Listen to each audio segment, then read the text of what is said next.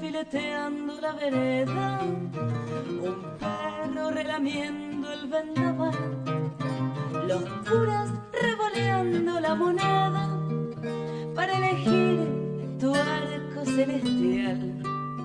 Un pibe saca lustre a su pobreza, un cielo vende luz artificial, dos ojos van paseando su belleza.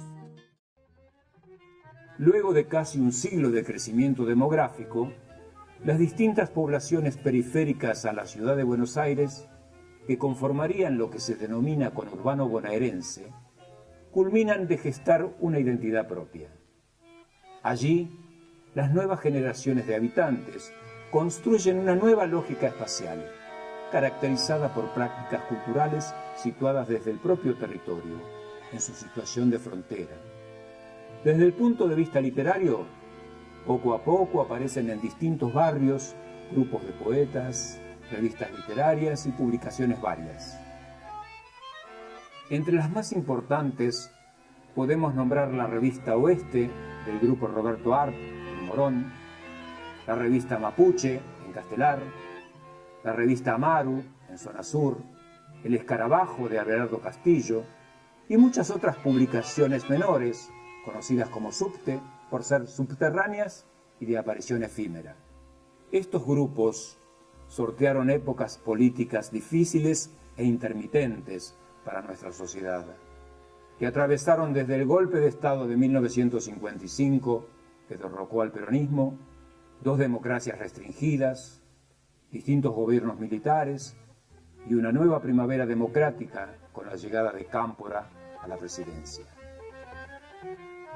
En ese contexto, en el partido de La Matanza, zona oeste del conurbano bonaerense, corre la década de 1970 y un joven poeta de la zona, Omar Cao, conoce a Hugo Enrique Salerno, con quien comparte sus prácticas literarias e inicia una amistad que perduraría hasta hoy día. Nosotros nos conocimos con Salerno por no sé qué año, por los 63, 64, no sé, por ahí. Entre muchos los oficios que tuve, tocando la carrera del poeta Caú. No, me voy a ver a mi casa. Si no se podía juntar. Se han visto empezar a escribir de lleno. Yo con Salerno éramos una pareja, un matrimonio. Él era mi marido. Él ya hacía rato que estaba haciendo poesía y yo no tenía nada que ver con la poesía en realidad, era la esposa del poeta. Pensemos que también en esa época las esposas teníamos rol de esposas, digámosle así, y yo era una chica Susanita. ¡Un caballo! ¡Mi reina por un caballo!, gritaba Ricardo III. Martín Fierro no le pudo dar el suyo porque un capitán se lo robó. A San Martín le mataron uno y el blanco lo precisaba para el cuadro. Napoleón era petizo y sin caballo no pasaba nada. En Egipto le prestaron un camello, pero estaba medio jorobado. Bueno, ahí empezamos a relacionarnos con Hugo y empezamos a leernos lo que escribía cada uno y lo que escribían los tres, porque Isabel también escribía. En esa época había un movimiento bastante interesante a nivel poético ya acá. Nosotros teníamos contacto con algunos grupos de la zona, como el grupo Roberto Art. Y se nos ocurrió la idea de hecho surgió un grupo de amigos que se leía las cosas y qué sé yo. Nuestra forma de organizar los recitales de poesía, la misma forma en que se organizó el grupo, todo tenía que ver con ese formato que fundamentalmente lo tenían Hugo y Omar. Hugo mucho más claro quizás políticamente, y Omar un poco más sentimentalmente, o sea, es como un español de la Guerra Civil Española, ¿viste? Que quedó pregnado del anarquismo y de la ilusión de la posibilidad de un anarquismo humanista también, ¿no? Se hacían reuniones de poetas para organizar el grupo, de los más informales, qué sé yo, absurdas diríamos, qué sé yo, raras, la verdad que eran raras, pero igual funcionaba, o sea, había algo en el ambiente que nos hacía crear, que nos hacía sentirnos bien, que hacía que Omar y Hugo escribieran muchísimo, y todos los que se iban acercando también empezaban a producir mucho, porque era un ambiente que hacía que se produzca.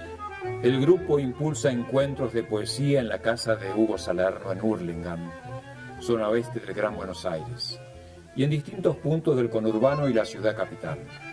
Pero logra consolidarse cuando Omar Cao y Hugo Salerno editan un libro de poemas en conjunto titulado Uno de Dos. Publicaron un librito llamado Uno de Dos, que lo costearon entre los dos, faltaba guita. Nosotros no teníamos tanto ese problema, ya te digo, porque teníamos una imprenta. Entonces, claro, manejamos el tema de otra manera. No es que tuviéramos más guita, pero ellos estaban más huérfanos en ese sentido. Dicen que ni siquiera servía para chorro Hugo Arias. Dicen que era un muchacho tímido, apocado, que varias veces lo guardó la policía. Dicen que Hugo Arias anteayer recorrió el pueblo con su hermanita de la mano para comprarle helados, que le dijo a los amigos la última vez que los tombos lo largaron que para empezar de nuevo había que quemar el pasado, enterrarlo completamente. Dicen en el pueblo que Hugo Arias leía unos libros raros, budistas. Dicen que ayer fue al cementerio. Por cuestiones laborales, Omar Cao comienza a viajar al interior del país y en la ciudad de Rosario conoce y entabla relación con la familia Gandolfo, quienes participan en la edición del primer libro de Omar Cao titulado Emigrado de la Luna. Cao era viajante de comercio y andaba por Rosario como tal, pero tenía inquietudes literarias que no podía desarrollar muy bien porque él vivía en González Catán, obviamente no era como en esa época vivía en Corrientes y Talcahuano, digamos, ¿no?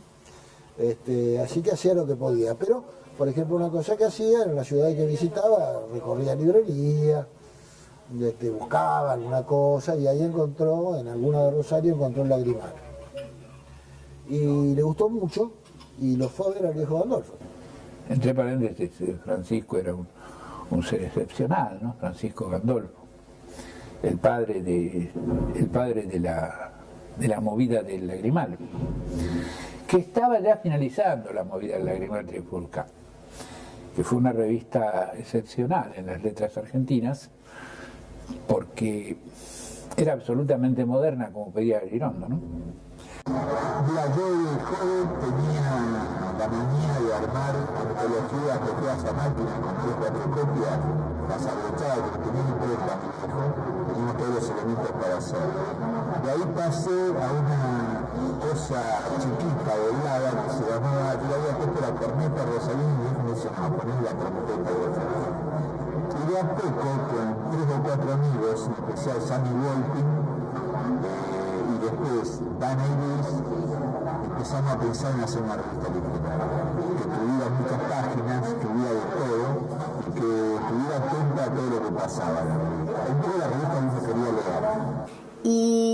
Y bueno, viene muy contento y muy entusiasmado con lo que se estaba haciendo en Rosario. En realidad Buenos Aires tiene una movida, pero Rosario siempre tuvo una gran movida que no se conoce en Buenos Aires.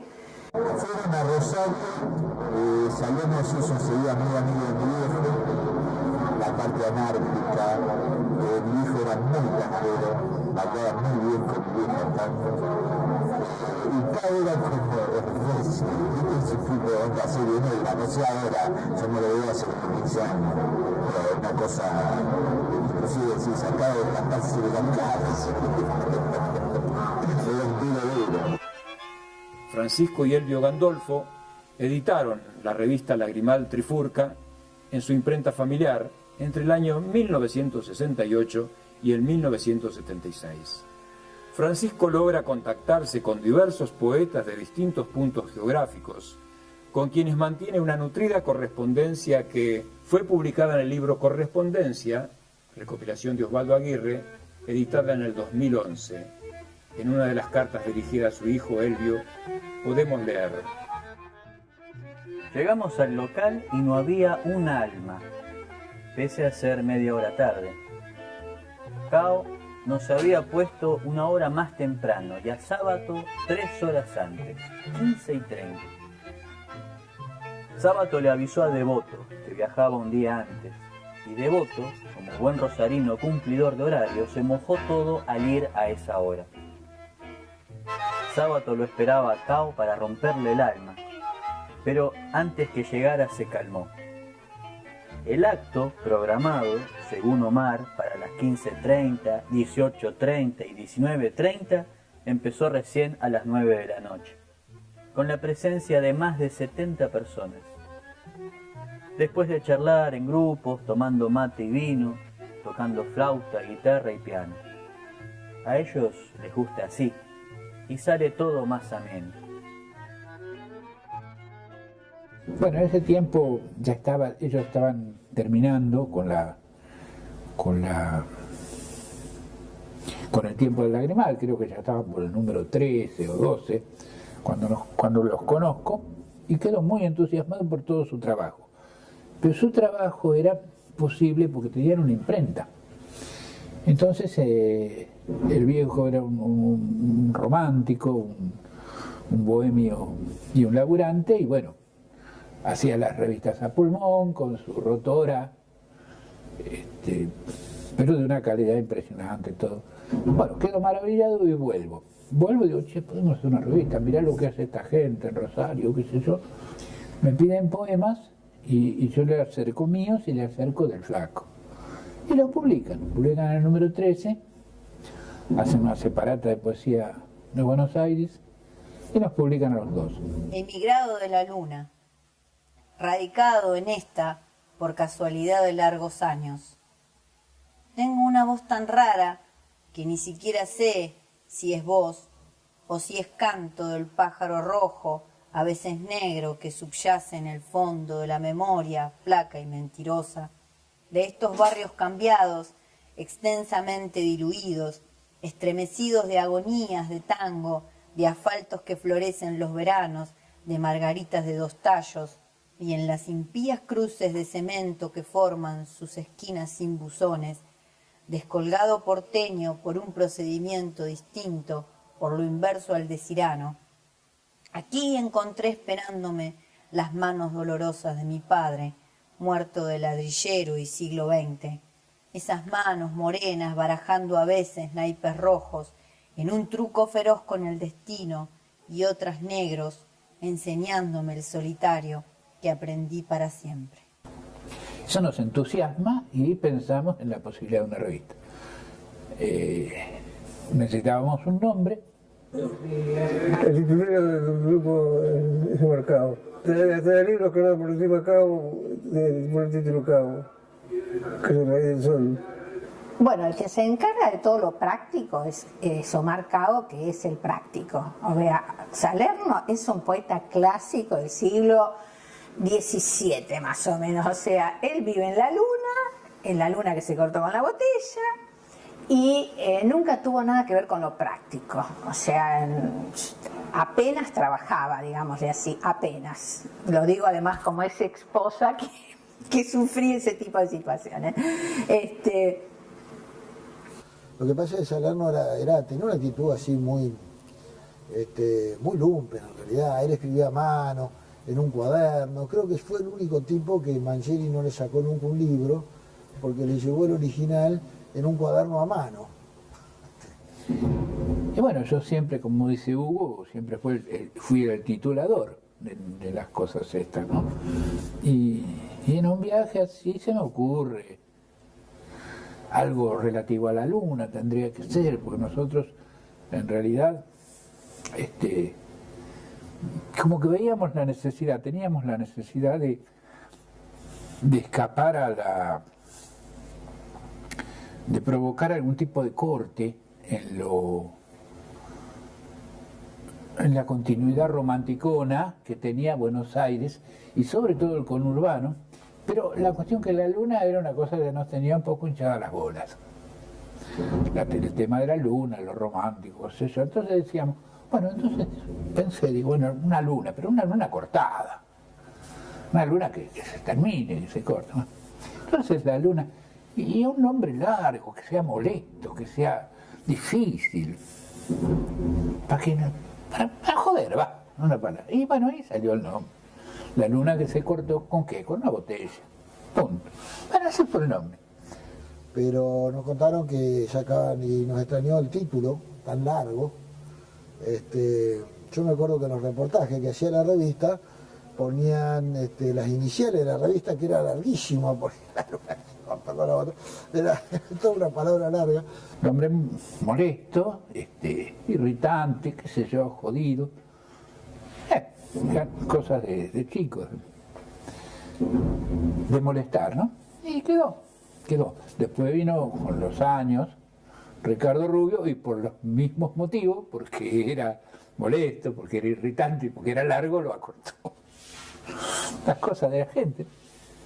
Cuando iniciamos la revista había escritos que nosotros sabíamos que ya los habíamos seleccionado, digamos, antes de todo, que sabíamos que iban a estar.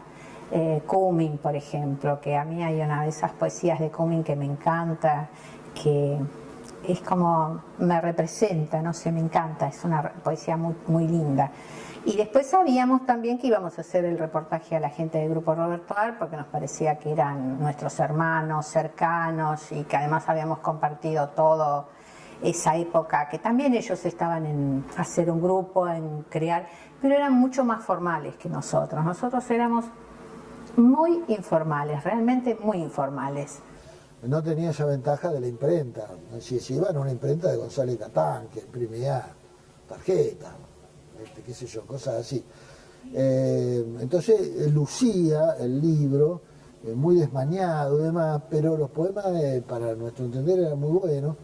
Y por eso la impronta que tiene la revista de la Luna, que debe andar por ahí, es media barroca, porque estaba hecha en una imprenta muy vieja, yo creo que de los 30, qué sé yo, con sus tipos móviles, con sus antiguas viñetas, todas esas cosas, de una imprenta comercial de barrio.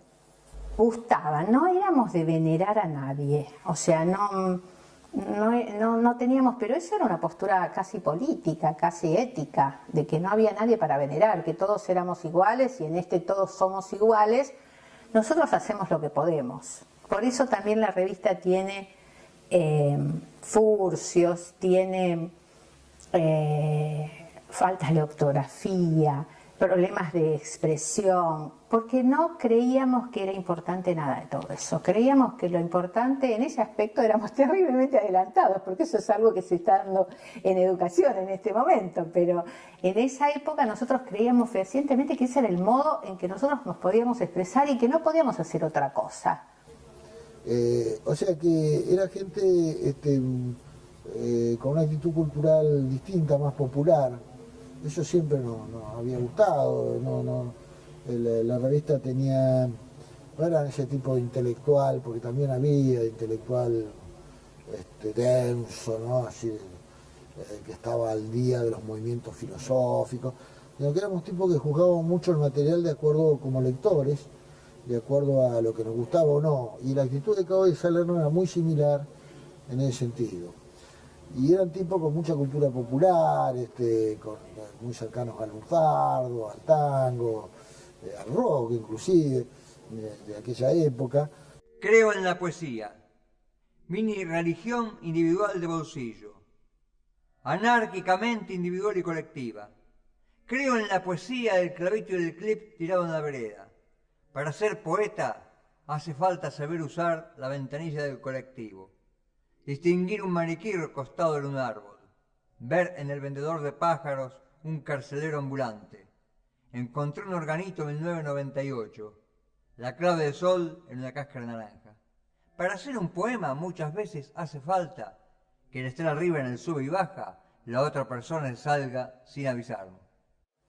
El hecho de haber hecho la revista, que un poco la inspiración de esa revista era Lágrima Trifurca, que era lo que conocíamos, porque acá las revistas que se hacían, que sí se hacían en el conurbano, estaba Marú, por ejemplo, que se hacía en Lanús, o acá estaba lo que estaba haciendo una revista que se llamaba Mapuche, que se hacía en San Antonio de Padua, por allá, que le hacía un muchacho que se llamaba Nieto, que falleció ya, y estuvo muchos años haciendo Mapuche.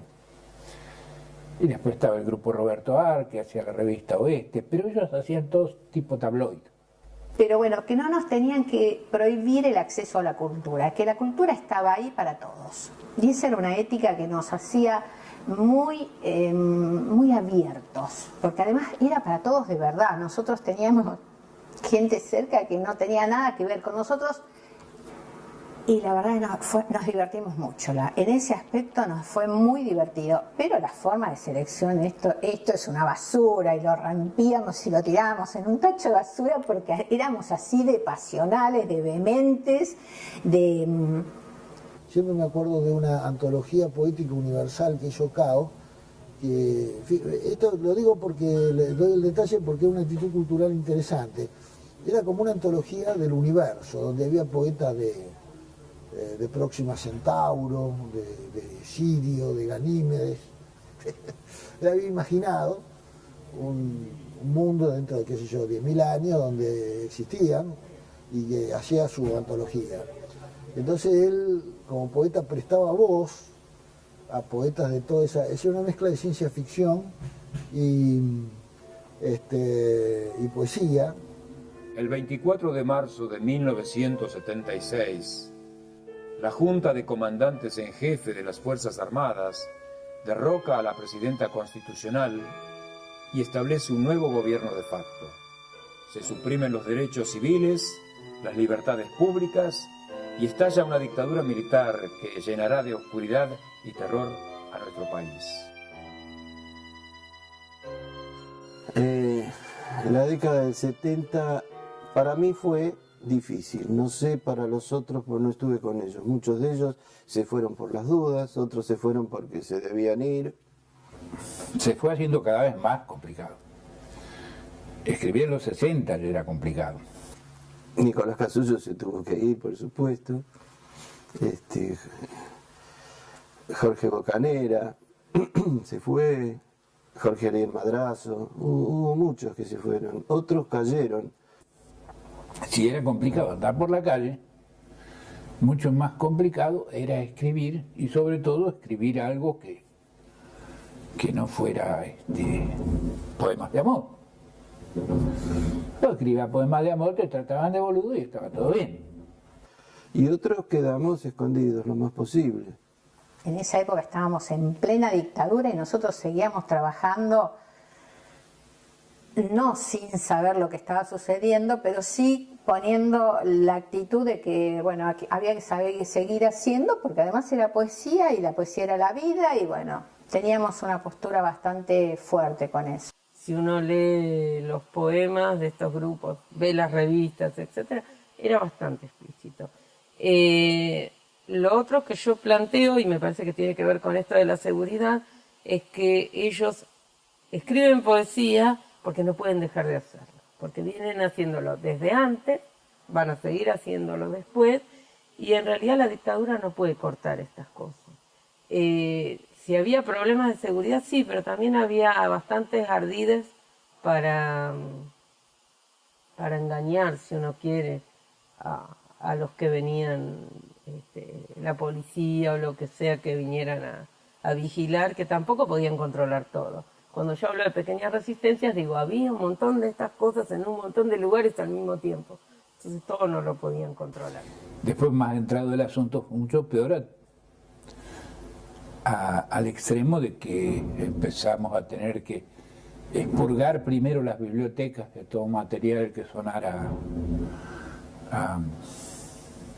a izquierda, subversivo no, porque ahora no vamos a descubrir que, qué sé yo, que Walden de Thoreau era subversivo, que era una cosa, un clásico de la literatura, pero bueno, había que sacarlo también. Yo iba a los lugares, pero como digo en un reportaje que me hicieron, siempre mirando por dónde iba a salir si pasaba cualquier cosa. Eso había que expurgarlo de la biblioteca y después había que directamente tirar la mierda a toda la biblioteca porque era un peligro tener libros. Ada hacía su trabajo sola. Ada tenía su profesión. Según dicen, la más antigua de las profesiones. Ada deambulaba por las calles como un taxímetro. Levantaba pasajeros como un taxímetro.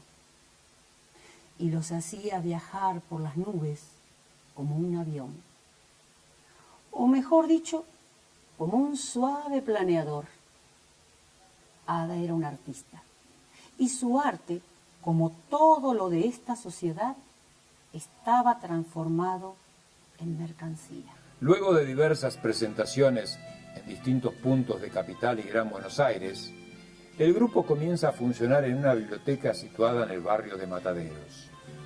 En un momento determinado nosotros estábamos haciendo ya poesía y nos vinculamos con un grupo de gente que trabajaba en la biblioteca Rodó y empezamos a ir a la biblioteca a juntarnos con la gente que ya estaba haciendo otras cosas en la biblioteca, que estaban haciendo títeres, que estaban haciendo muestras para los chicos. Y entonces iniciamos como un entrelazamiento con esa gente y organizamos una serie de espectáculos que eran de poesía con títeres. Bueno, el teatro de la biblioteca, el Teatro Ariel, que fue dirigido por mucho tiempo por un amigo, Ricardo Ciro, tuvo una actividad muy importante, donde los chicos del barrio y las chicas dieron sus primeros pasos. Y poetas, poetas como Héctor Negro, como los muchachos como Salerno y Gandolfo y los otros muchachos, tenían un espacio, la biblioteca le daba un espacio a todas las actividades culturales. Y estaban haciendo un trabajo muy importante, que era un taller que se llama Taller Cocina, que era, estaban armando un jardín de infantes, hacían baile español, no tenían taller literario. Y hablando con este señor que estaba ahí, que era el que manejaba todo eso, se llamaba José Luis Lamela, dice, ¿por qué no se vienen acá a funcionar acá a la biblioteca? Bueno, vamos, listo, ya está. A Ricardo Rubio yo lo conozco de cuando teníamos 8 o 9 años, que íbamos a una particular de inglés. Entonces me acuerdo de él y lo voy a buscar a la calle Gloria, a su casa. Le digo, che, Ricardo, mira, hay un lugar así, donde estamos laburando, estamos haciendo cosas, qué sé yo. ¿Querés venir allá? Qué sé yo. Bueno, dice, perfecto, se va para allá.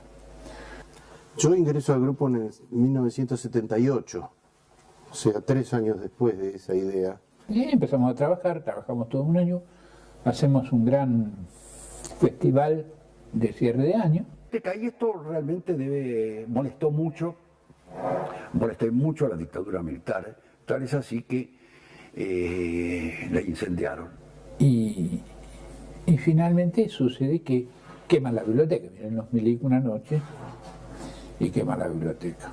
Y no le gustaban las actividades, no le gustaba que haya un teatro independiente, un teatro, una institución donde den una obra como los de la Mesa 10 o El Puente o obras de contenido social. Esto es lo que no le gustaba a la dictadura, es decir, censuraron toda actividad cultural progresista. No éramos gente ingenua, porque ya te digo, nosotros teníamos una cosa de especie de anarquismo venido desde el lado de Omar y de Hugo.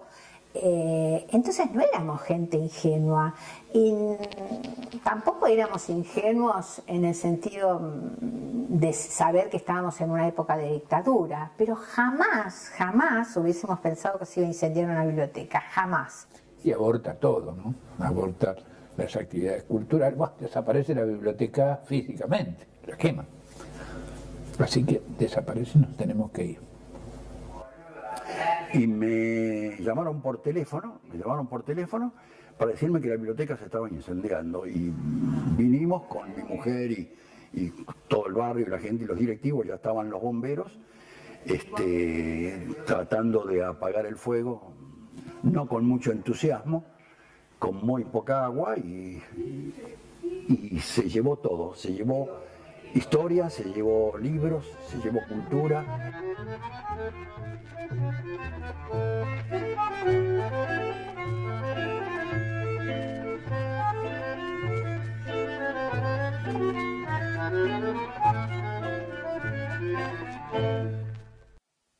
Ellos queman bibliotecas, desde Alejandría hasta la fecha.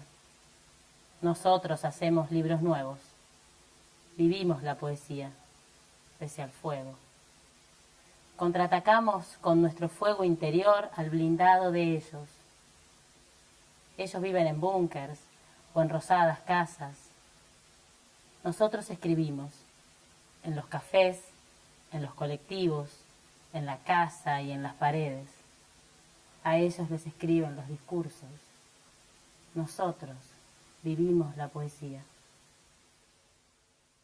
Lo que sucedió, lo que yo recuerdo es que fue un ataque de pánico terrible. Después de eso hicimos un recital en el grupo Roberto Ar, donde ahí es como que manifestamos nuestra bronca porque se haya incendiado una biblioteca. Se hizo un recital, homenaje a la biblioteca, homenaje a todos los que de algún modo quedaron sin un hogar, porque era como un hogar eso. Y bueno, y después de eso quizás seguimos trabajando un poco más, pero ya con más temor, porque ya no podíamos hacer cosas públicas. Ya inclusive el grupo de Roberto Ar ya no se reunía, en donde se reunía, que también era una biblioteca. O sea, todos empezamos como a disgregarnos porque nos agarró un ataque de pánico, ni más ni menos. Nos vamos de ahí, nos vamos a la casa de Ricardo, que estaba la cueva, le decían. Nos íbamos a la casa, que era una heladera llena de hámster, de muchos libros, muchísimos libros, mucho frío habitaba las paredes, pero mucha onda. Íbamos a comprar unas pizzas a la esquina en un lugar que se llamaba, creo que Malvinas, Argentina, y consumíamos la madrugada leyendo y hablando de poesía, y como todos los jóvenes, obviamente cambiando el mundo. Tras el alejamiento parcial de Omar, Hugo y Corina del grupo literario, por cuestiones personales, va a ser Ricardo Rubio quien toma la posta. Lo único que quedaba era yo en el grupo, entonces yo me hago cargo de él. En ese momento, por esos avatares y por las relaciones humanas, Rubio quedó solo con la luna. Y de alguna manera le puse el pecho y bueno, y van pasando los años, seguimos sacando la revista. Yo tengo el recuerdo de imprimir esos boletines literarios con letra tipiada y todo fotocopiado. Por eso pienso, si querés hacer un libro, lo hacemos esta tarde. Yo creo que es posible y de esa manera. Y recién en 1996, después de recibir tantas cartas como recibíamos, en aquel momento sé que nos carteábamos con muchos grupos literarios del mundo, pero muchos. Entonces le ayudaba a Rubio a pagar el correo, a distribuir las cartas. Que pocos ponían la luna que se cortó con la botella en esas cartas como destinatarios. Ponían la luna ¿qué? Puntos suspensivos. Mantener el grupo vivo era juntarse a leer. Y de vez en cuando caía algún otro. Durante varios años estuvimos solos con el amigo Rubio. Y después, bueno, siempre o volvía a Curayen o aparecía Salerno. Y bueno, en 1996 hicimos ediciones, LLQS, La Luna de Coronel, con las iniciales. Y en ese mismo año, a fin de año, ya salieron algunos libros nuestros, porque la idea era editar cosas nuestras, que decían La Luna qué. Pero bueno, ahí recién en el 96 aparece, digamos, La Luna qué. Cosa que a Salerno mucho no le gustaba. Él quería que siguiera siendo La Luna se cortó con la botella. Pero Salerno reincidió en el grupo 2 veces más después. O sea, vino en 2 periodos más. Eso para mí fue sumarme al grupo. No hay un momento específico, no hay una propuesta. era ser parte de un trabajo y de una forma de vida. Son tipos que han construido durante muchos años algo que es muy difícil de construir, que es sostener un grupo literario y sostener, editar libros y sostener lo que a ellos les gusta. Porque yo te voy a decir por otro lado algo. Para mí, si yo hubiese seguido en la poesía, seguramente hubiese sido un esfuerzo. Para Hugo, Omar, Ricardo Rubio, Kurayev no es un esfuerzo, es su vida.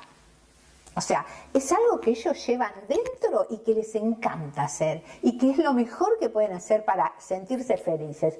Entonces, realmente no creo que sea algo sacrificado lo que están haciendo. Están haciendo lo que les gusta, es como Salerno. Salerno ha hecho lo que le gusta toda su vida y chapó. O sea, realmente creo que hizo lo que quería, que muy pocas personas en este mundo pueden hacer.